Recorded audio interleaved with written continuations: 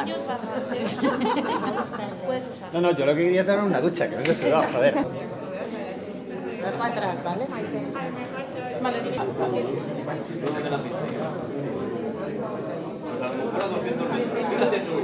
Por la cuestión social. Que me da igual. A mí me da igual. El que pague el arte,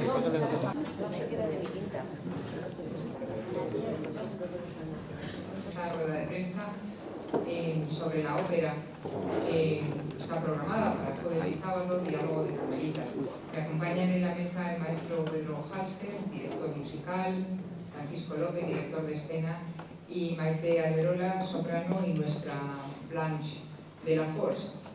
Diálogo de Carmelitas es una obra que tiene un fuerte componente religioso, un acto era, y como se han leído las estupendas notas de Luis Gago al programa, pues sabrán que está inspirada en una obra de teatro de un hombre muy parecido, de Georges Bernanos, pero por deformación profesional me tengo que ir un poco a la historia original. Esta obra de teatro está inspirada además en una novela llamada La última del patíbulo, o La última del cadalso, obra de una escritora alemana, Gertrud von Le Fort, luterana pero convertida al catolicismo pues a raíz de un viaje a Roma, y en la que recrea un hecho real acaecido durante los años de terror de la Revolución Francesa, que es el asesinato de 16 monjas que perecen bajo la guillotina.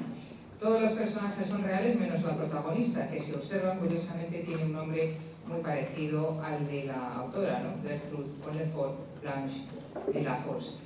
Y es una obra que está escrita en los años 30, en el año 31, si no recuerdo mal, en la que se refleja pues, el propio miedo de la autora, seguramente, hacia la muerte, lo que estaba sucediendo en aquellos años en Alemania. Todas estas emociones, todos estos sentimientos se trasladan, por supuesto, a la obra de teatro y a la ópera, que tiene una música bellísima. A mí me parece especialmente interesante que esta ópera llegue a Santander. Yo creo, y corríjame si me equivoco, que no hemos tenido ocasión antes de verla aquí, y me parece que es una oportunidad estupenda porque, bueno, pues está muy bien que se programen las habituales, ¿no? Pues Tosca, La Bohème y Madame Butterfly, pero yo creo que es muy interesante poder abrir el horizonte y ampliarnos a otros géneros y a otros títulos menos vistos. Al menos creo que es una de las funciones y de las obligaciones que tenemos las instituciones públicas. Y ya sin enrollarme más, voy a darle la palabra al director musical, que es quien realmente tiene lo importante que decir. Muchas gracias. Las personas que nos acompañan en esta rueda de prensa, muchas gracias a Paco por estar aquí también con nosotros y volver a compartir la maravillosa experiencia de interpretar Diálogo de Carmelitas. Quiero felicitar a los responsables de la programación de haber puesto esta ópera en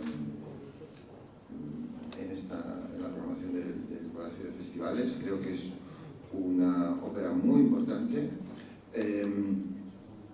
la cual se programa quizá fuera del ámbito español, aunque en España también se ha programado en varios teatros de ópera.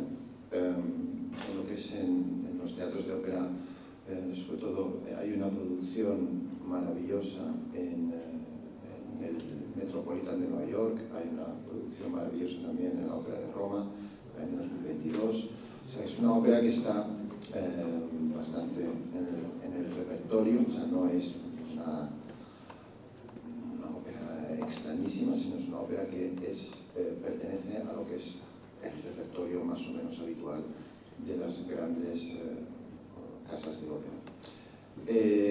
Lo que no es habitual es tener un cast tan extraordinario como el que tenemos en este caso. Tengo que aquí realmente felicitar a todos los que han hecho posible este elenco tan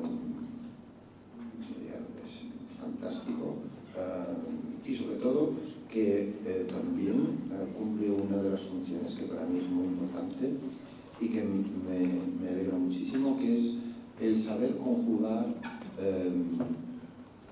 grandes cantantes españoles, también con la integración de personas que aportan su valía artística a la configuración del elenco final de esta ópera.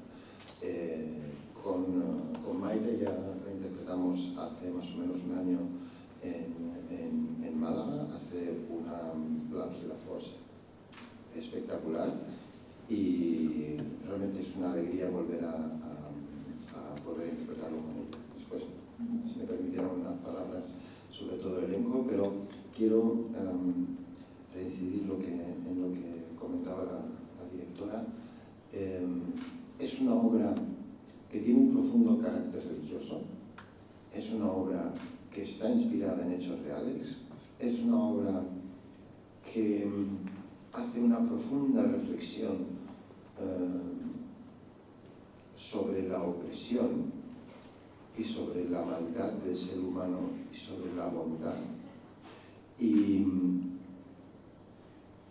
por eso es quizá tan actual, desde mi punto de vista. Hoy por hoy, nadie muere, digamos, en los países occidentales, nadie muere guillotinado, pero existen otras formas de opresión. Y por eso creo que es importante, a través de la cultura, el reflejar lo que es la realidad en la que vivimos. A lo mejor desde un punto de vista diferente, pero por eso hace que esta ópera se siga interpretando. Y creo que también parte de la labor de los artistas es ser espejos de lo que ocurre en la sociedad. Y creo que esta ópera lo hace, nada más con la puesta en escena de Paco, que, digamos, trae de vuelta a momentos horribles de la historia de la humanidad. Seguramente Paco se lo explicará, pero nos hacen reflexionar si realmente vamos hacia un mundo mejor. Entonces, el encontrarnos con una música tan bella y ante hechos tan terribles hace que esta ópera tenga un peso específico muy importante dentro de lo que es, digamos, el repertorio habitual de las óperas. Me van a permitir que haga tres elogios más. Primero, me gustaría repasar el cast, empezando por Maite, que hace, como digo, una Blanche de la Force maravillosa. Pues Ana Ibarra, también, que lo hicimos juntos en Málaga, y curiosamente en menos de 3 meses hemos hecho dos óperas que transcurren en un monasterio. Hace muy pocos meses estaba dirigiendo yo en Bilbao, Sor Angélica, por lo tanto son dos obras que tienen ciertos parecidos pero también muchas diferencias, y también con Ana en ese tríptico. Después con Jessica Stavros también con nosotros, que hace una estupenda segunda priora. Aigle Luis, que hace Mère Marie, que también lo hicimos juntos en Málaga, que es fantástica.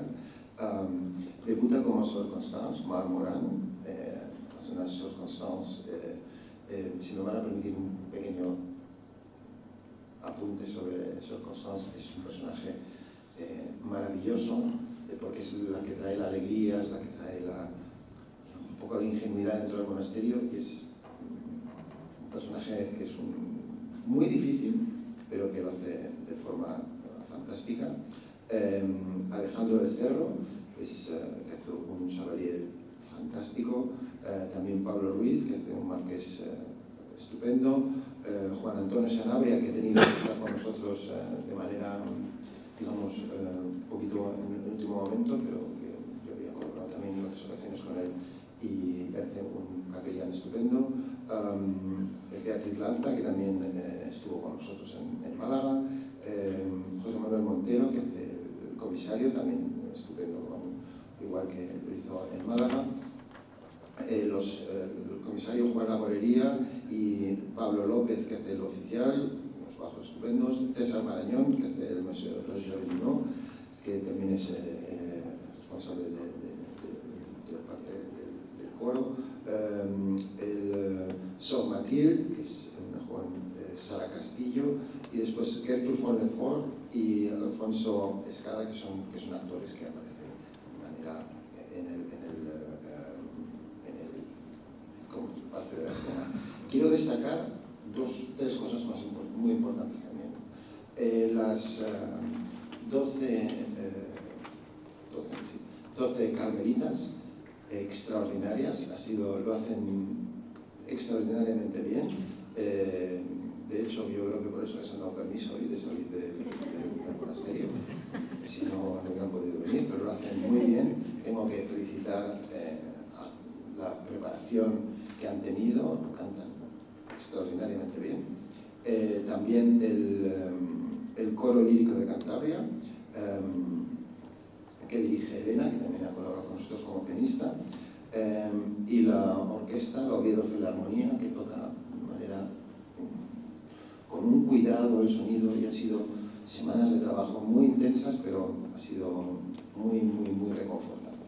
Así que espero haber podido acercarles esta ópera y hacer que tengan curiosidad por esta música. Destacar que la música es maravillosa, y lo diré si me preguntan muchas veces. La música es extraordinaria, la historia es extraordinaria, y creo que el elenco es extraordinario, así que además evidentemente de la producción, pero no se lo pueden perder porque es un evento único y un evento que tiene un altísimo nivel artístico. No solamente es una apuesta por una ópera muy importante, sino que el nivel artístico que hemos conseguido entre todos creo que es realmente extraordinario. Así que muchas gracias y felicidades a todos. Muy buenos días. Muchísimas gracias a todos por su asistencia, a los medios de comunicación, a mis compañeros de trabajo, tanto los que están en el escenario como los que están detrás y como los que están en el foso. Y siempre contentísimo de estar en esta ciudad y de estar en este teatro. Si tuviera que darles un titular que de alguna manera resumiera para mí lo que es Diálogo de Carmelitas, les diría que es una obra humanamente, profundamente conmovedora. Las razones, algunas de estas razones ya se han apuntado aquí por los anteriores intervinientes.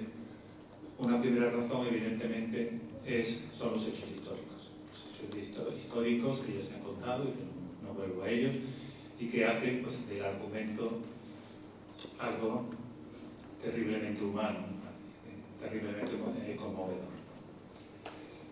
Pero, aparte de esto, aparte de estos hechos, a los que la ópera y mi trabajo pues, siguen, evidentemente, de una manera clara, aparte de estos hechos, y más allá de la lectura religiosa que se puede hacer de los diálogos de carmelitas, que evidentemente son algo que ocurre en un convento y en torno a toda una serie de mujeres que han hecho de la religión su trabajo, su oficio, como dice la propia superiora.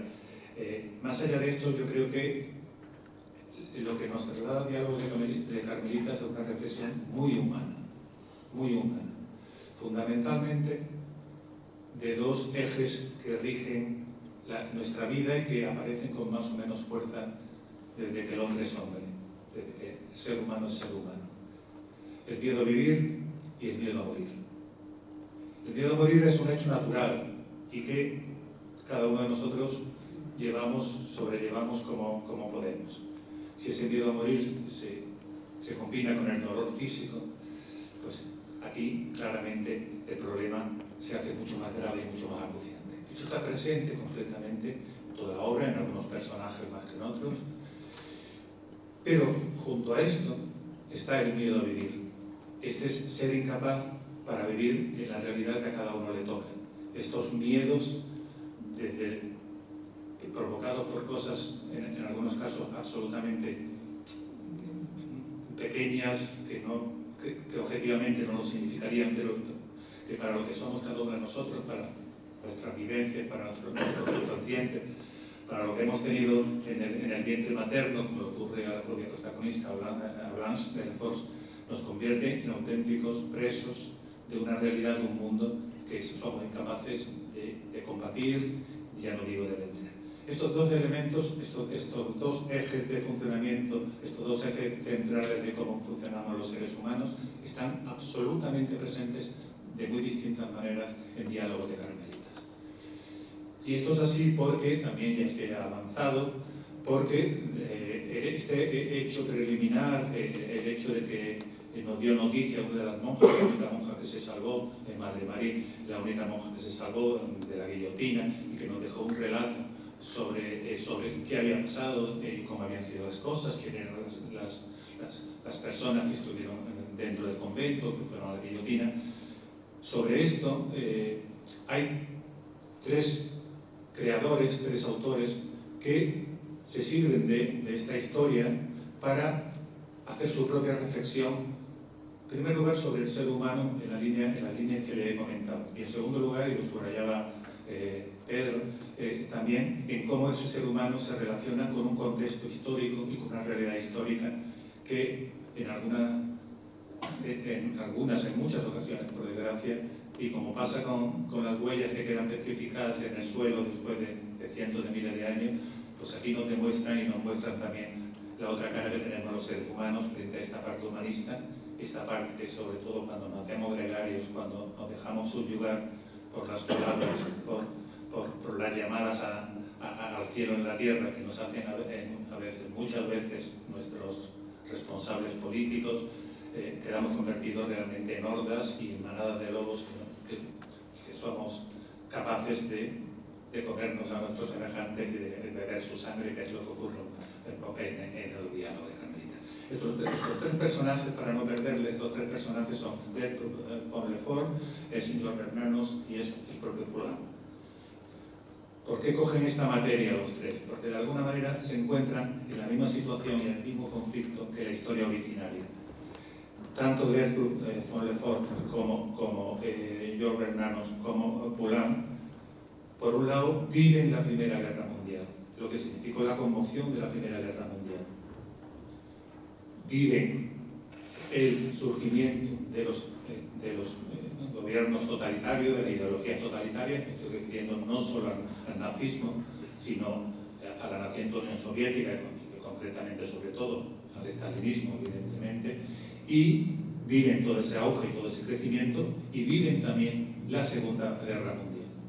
Entre estos dos paréntesis, la Primera y la Segunda Guerra Mundial, crecen las inquietudes, los miedos y las inseguridades, tanto personales, miedo a la muerte personal, fundamentalmente en Bernanos y también, por supuesto, en Poulain, como sobre todo ese mundo hostil que ha acabado con una manera de ser, con una tradición, con una cultura occidental que, como nos está ocurriendo ahora, de alguna manera también lo subrayaba el maestro Halster, como nos está ocurriendo ahora con otros métodos y de otras maneras, pero nos están haciendo ver que aquello que hemos heredado y lo que creíamos, esa manera de entender la sociedad, de entender la democracia, que eso se ha acabado para siempre y que llegan tiempos que, como no le sumemos una buena dosis de reflexión y de saber de dónde venimos y de saber hacia dónde vamos, van a ser tiempos muy oscuros, mucho más todavía, de otra manera probablemente, no con tanta sangre, pero de otra manera probablemente tan terribles como los que se vivieron en los años 40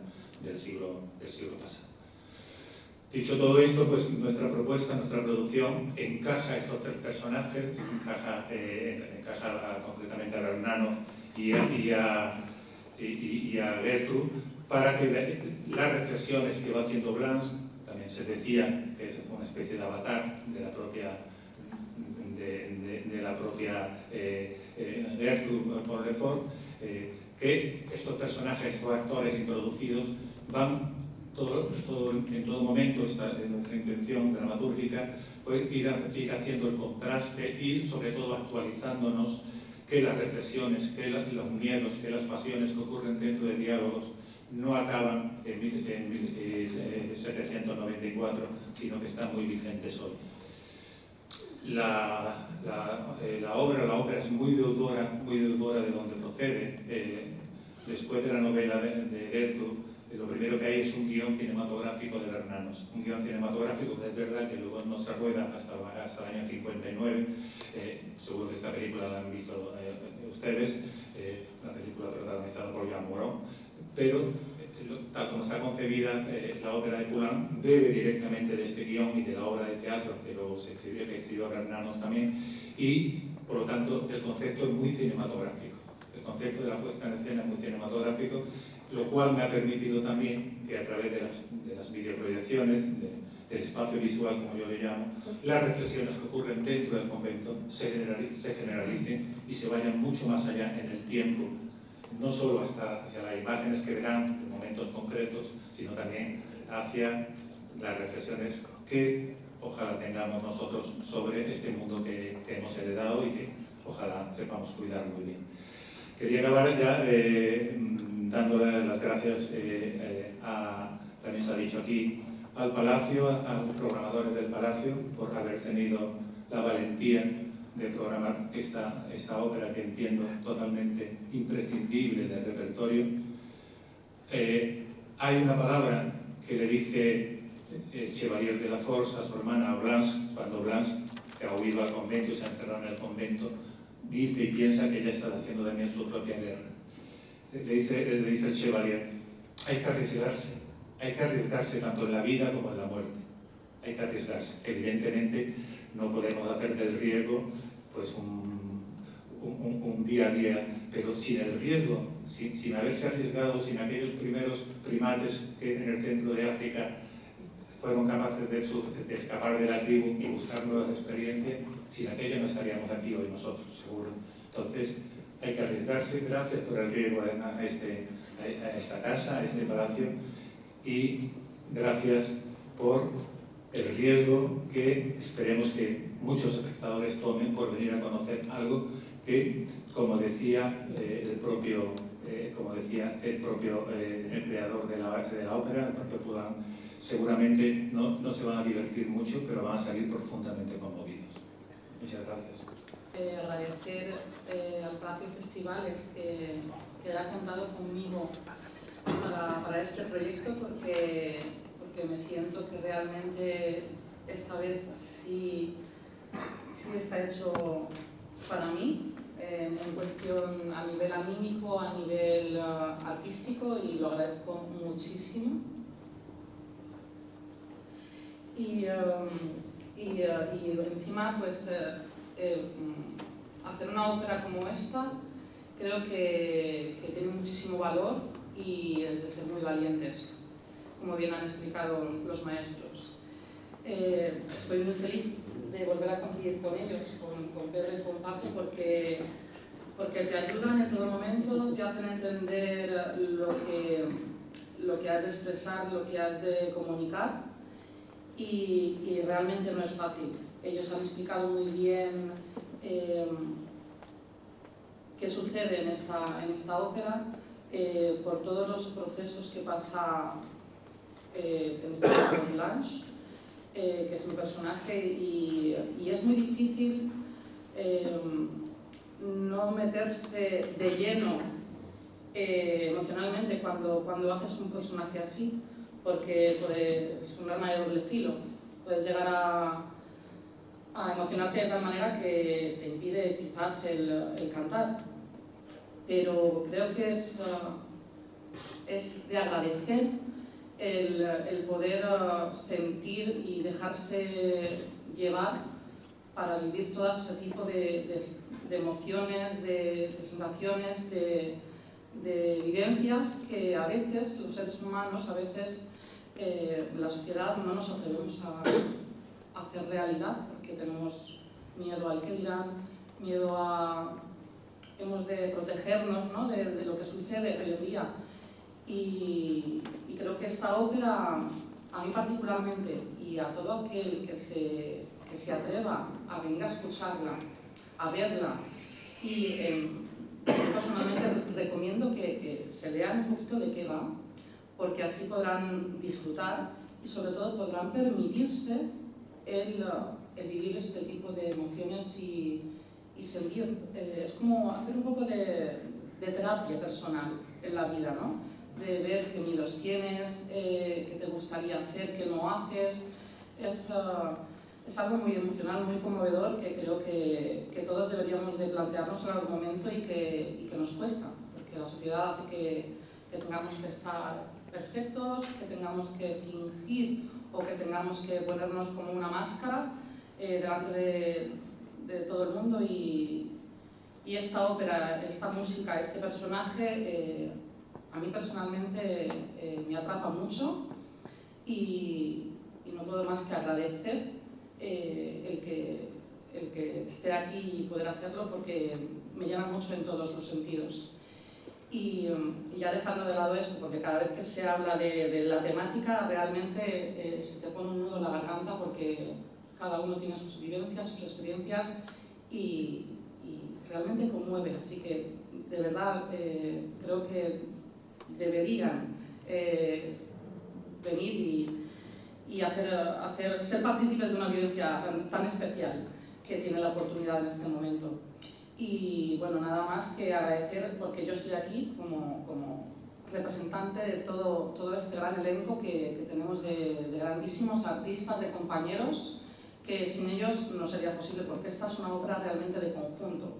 Sí, Blanche es un poco pues, la que hila todo lo que es digamos, el engranaje de la ópera, pero cada uno de ellos es puramente y esencialmente especial y necesario, y tengo la suerte de contar con grandes amigos, grandes cantantes, artistas, personas, sobre todo feliz de que gran parte del elenco sea español, que tengamos también suerte de tener gente internacional, porque creo que eso nos nutre muchísimo, y así a la vez nosotros también, cuando podemos ir fuera, queremos sentirnos invitados a salir de nuestro país. Y nada, deseo que las funciones que lo disfrutemos lo mejor posible, que ojalá venga toda la gente, la mayor gente posible, y recordarles que las funciones son el 27 y el 29, que es este jueves y el sábado a las 7:30, y que nada, que no se lo pueden perder, que creo que vale muchísimo la pena. Gracias.